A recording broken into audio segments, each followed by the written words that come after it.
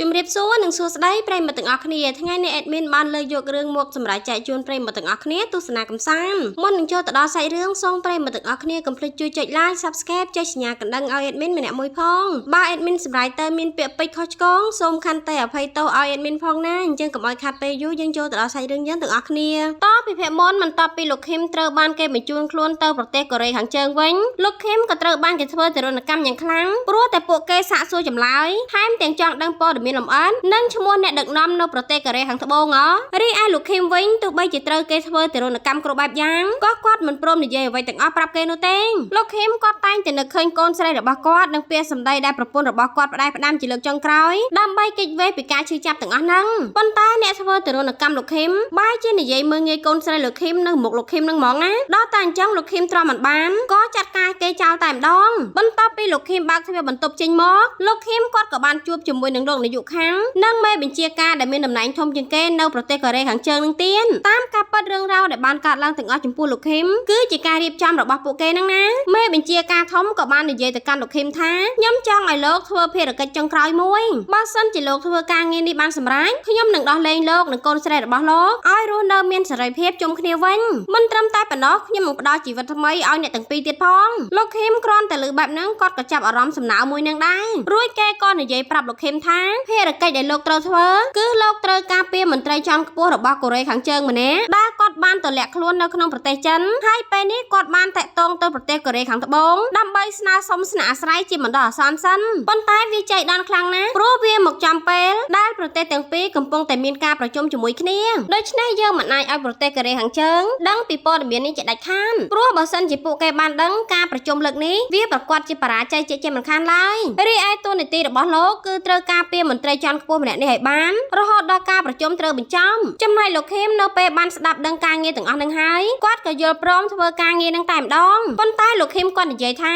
ខ្ញុំព្រមធ្វើកិច្ចការនេះប៉ុន្តែខ្ញុំមានសំណើមួយគឺខ្ញុំសូមឲ្យលោកដោះលែងផាក់ជីនសុននិងសុងកាន់ស៊ូទៅងាកមកមើលលោកផាក់ជីនសុននៅនេះវិញកំពុងតែត្រូវបានគេឃុំខ្លួនហើយចងមាត់របស់គាត់ទៀតផងចំណែកសាំងអានិងម្ចាស់ហាងបោកខោអាវគេក៏ទទួលបានបញ្ជាឲ្យដោះលែងលោកផាក់ជីនសុនដែរប៉ុន្តែម្ចាស់ហាងបោកខោអាវក៏និយាយថាដើម្បីសុវត្ថិភាពមុននឹងដោះលែងពួកយើងត្រូវតែចាក់ថ្នាំសន្លប់ឲ្យគេសិនរួចពួកគេបាញ់ថ្នាំសន្លប់យ៉ាងច្រើនទៅលើលោកផាក់ជីនសុនហ្មងណាប៉ុន្តែមិនថាពួកគេបាញ់ថ្នាំសន្លប់យ៉ាងណាក៏ដោយក៏លោកផាក់ជីនសុនមិនសន្លប់នោះទេឃើញបែបហ្នឹងសាំងអានាងឆ្ងល់មែនតែនរួចនិយាយថាមិនបាញ់ទៅជាអញ្ចឹងធម្មតាបើសិនជាបាញ់ថ្នាំសន្លប់តែមួយបំពង់គឺច្បាស់ជាសន្លប់ជាមិនខានឡើយប៉ុន្តែចុងក្រោយពួកគេក៏អាចធ្វើឲ្យលោកផាក់ជីនសុនសន្លប់បានងាកមកមើលលោកសុងកាន់ស៊ូឯនេះវិញក៏មិនខុសគ្នាអីពីលោកផាក់ជីនសុននោះទេគឺគាត់កិច្ចពីការបាញ់ថ្នាំសន្លប់បានយ៉ាងច្រើនទោះបីជាអ្នកបាញ់ថ្នាំសន្លប់បានយ៉ាងណាក៏មិនអាចបាញ់ត្រូវលោកសុងកាន់ស៊ូដែរដោយសារតែគាត់ចេះក្បាច់ការ៉ាតេប៉ុន្តែទោះបីជាគាត់បកាយយ៉ាងណាក៏ដោយចុងក្រោយនៅតែពួកគេបាញ់ថ្នាំសន្លប់លើគាត់បានដដែលហ្នឹងណាបន្ត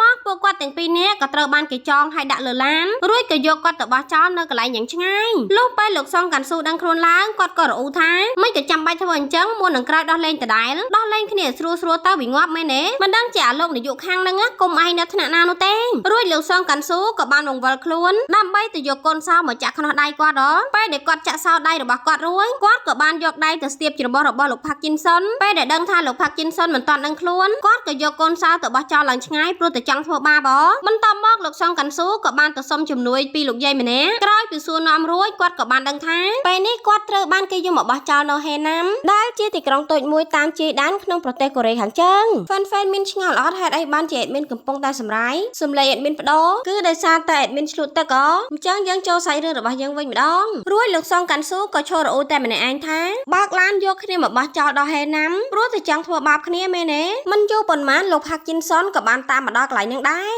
លោកផាក់ជីនសុនគ្រាន់តែបានដឹងថាខ្លួនឯងពេលនេះកំពុងតែនៅហេណាំគាត់ក៏ស្រែកយ៉ាងខ្លាំងដោយក្តីអស់សង្ឃឹមហ្ម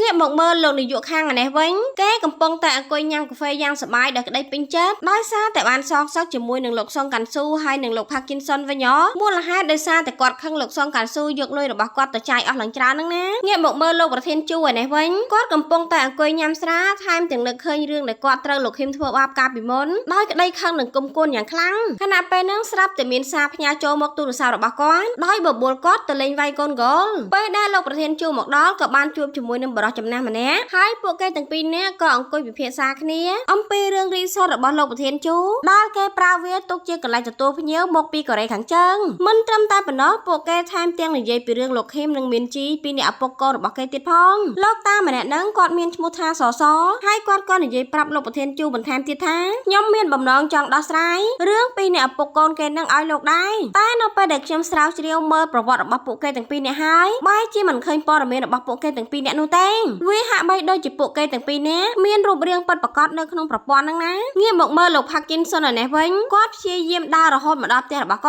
ត់គ្រាន់តែបានមកដល់ផ្ទះភ្លាមគាត់មានអារម្មណ៍សប្បាយចិត្តខ្លាំងមែនទែនដូចជាបានកើតថ្មីវិញអញ្ចឹងណាតែនៅពេលដែលលោក Parkinson ចូលទៅដល់ក្នុងផ្ទះរបស់គាត់ដាប៊ីនកូនស្រីរបស់គាត់បែរជាមិនចាប់អារម្មណ៍គាត់សូម្បីតែបន្តិចសោះហ្មងមិនត្រឹមតែប៉ុណ្ណោះនាងថែមទាំងមិនពេញចិត្តនៅពេលដែលឃើញលោក Parkinson ពាក់អាវដែលមានរូបរបស់នាងទៀនដាប៊ីនក៏និយាយទៅកាន់លោក Parkinson ថាប៉ាឈប់ពាក់អាវដែលមានរូបខ្ញុំនេះទៀតទៅបើប៉ាមិនស្ដាប់ខ្ញុំនោះទេខ្ញុំនឹងរត់ចេញពីផ្ទះតាក់ជាមិនខានឡើយគ្រាន់តែឮកូនស្រីនិយាយបែបហ្នឹងលោក Parkinson ចេញមកក្រៅអង្គុយខូចចិត្តតែម្នាក់ឯងហ្មងណាបន្ទាប់មកប្រពន្ធរបស់លោក Parkinson ក៏ដើរចេញមកពីក្នុងបន្ទប់លោក Parkinson គ្រាន់តែឃើញប្រពន្ធរបស់គាត់ក៏ប្រញាប់ទៅរកប្រពន្ធរបស់គាត់ភ្លាមប៉ុន្តែដោយសារតែក្លិនខ្លួនរបស់លោក Parkinson ស្អុយខ្លាំងពេកប្រពន្ធរបស់គាត់ក៏ប្រញាប់រត់គេចចូលទៅក្នុងបន្ទប់វិញភ្លាមដល់តែអញ្ចឹងធ្វើឲ្យលោក Parkinson ដេកននាលយំដូចជាកូនក្មេងតែម្នាក់ឯងហ្មងណាងាកមកមើលលោក Kim ឯនេះវិញគាត់កំពុងតែឈររងចាំគោលដៅដែលគាត់ត្រូវការពីហើយភារកិច្ចលើកនេះគឺជាការងារនៅក្រៅរដ្ឋាភិបាលដូច្នេះលោក Kim ត្រូវតែប្រយ័ត្នប្រយែងមើលថែខ្លួនឯងឲ្យបានល្អ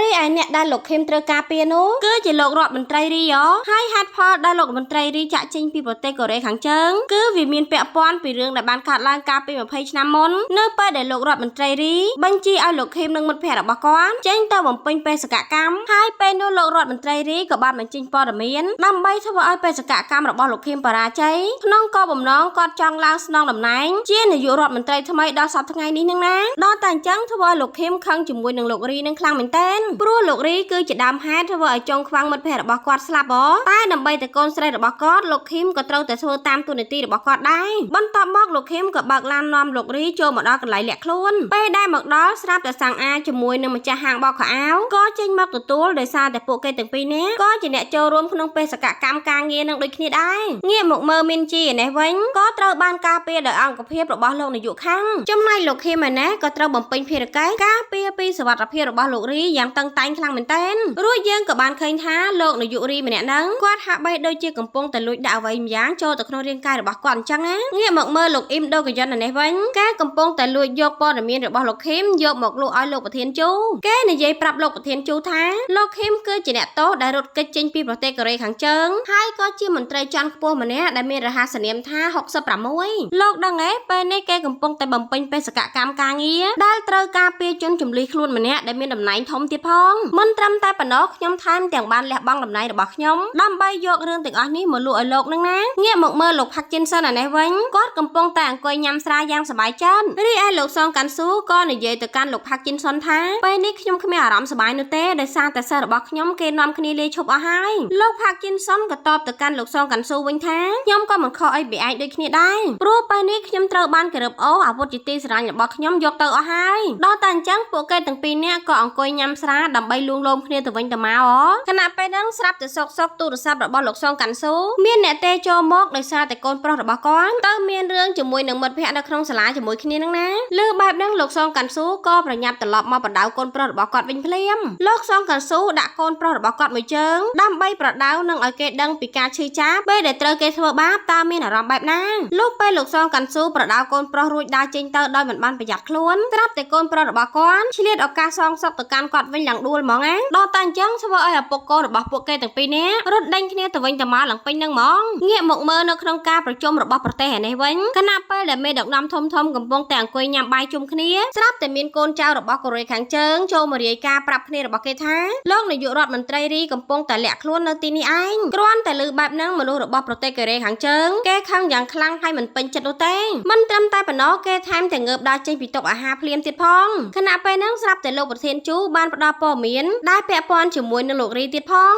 រួចលោកប្រធានជូក៏បានយកលុយសោកប៉ាន់ទៅកាន់មនុស្សរបស់ប្រទេសកូរ៉េខាងជើងដើម្បីដោះដូរជាមួយលោក Kim នឹងណាងាកមកមើលលោក Kim ម្នាក់វិញគេកំពុងតែត្រៀមខ្លួនដើម្បីចាំទទួលជាមួយនឹងមនុស្សរបស់កូរ៉េខាងជើងព្រោះពួកគេបានសម្រុកចូលមកក្នុងផ្ទះរួច ក៏ចាត់ការម្ដងម្នាក់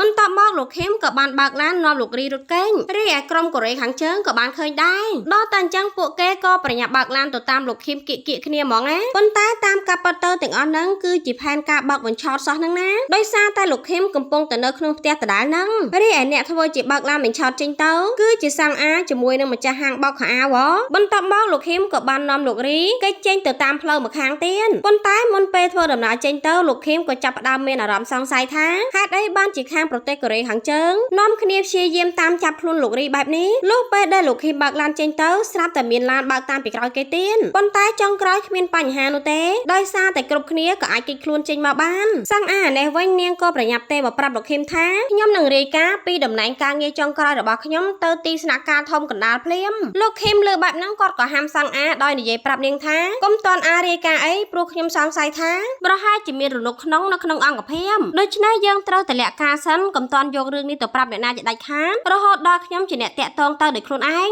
បន្ទាប់មកលោកខេមក៏បាននាំលោករីមកលាក់ខ្លួននៅកន្លែងសម្ងាត់របស់លោកសងកាន់ស៊ូនិងលោកផាក់ជីនសុនប៉ុន្តែនៅសោកស្រាប់តែលោកនាយកខាងក៏បានមកដល់កន្លែងហ្នឹងដែររួចលោកនាយកខាងក៏និយាយថាខ្ញុំនឹងនាំយកខ្លួនរបស់លោករីទៅប្រទេសកូរ៉េខាងជើងវិញហើយខ្ញុំក៏លុបចោលបេសកកម្មការងាររបស់លោកដែរមិនត្រឹមតែប៉ុណ្្នឹងទេខ្ញុំថែមទាំងផ្ដល់ឱកាសឲ្យលោកលាកូនស្រីរបស់លោកជាលើកចុងក្រោយទៀតផងនិយាយរួចគេក៏ដកទូរស័ព្ទបង្ហាញរូបកូនស្រីលោកខេមឲ្យលោកខេមមើលហ្មងណាអាយ៉ាអាលោកនាយកខាងហ្នឹងជាមនុស្សខូចតាហើយសាច់រឿងរបស់យើងក៏ស្លេះតែប៉ុណ្្នឹងឯងអេដមីនក៏មិនទាន់ដឹងថាសាច់រឿងរបស់យើងនឹងទៅជាយ៉ាងណាទៀតឡើយបើចង់ដឹងសាច់រឿងយើងនឹងទៅជាយ៉ាងណាទៀតកុំភ្លេចមកតាមដានភាគក្រោយជាមួយនឹងអេដមីនទាំងអស់គ្នាណាជាចុងក្រោយអេដមីនក៏សូមអរគុណប្រិយមិត្តទាំងអស់គ្នាដែលតែងតែជួយគាំទ្រអេដមីនកន្លងមកអេដមីនក៏សូមជូនពរប្រិយមិត្តទាំងអស់គ្នាមានសុខភាពល្អរកទទួលទានមានបានសូមអរគុណសូមជម្រាបលា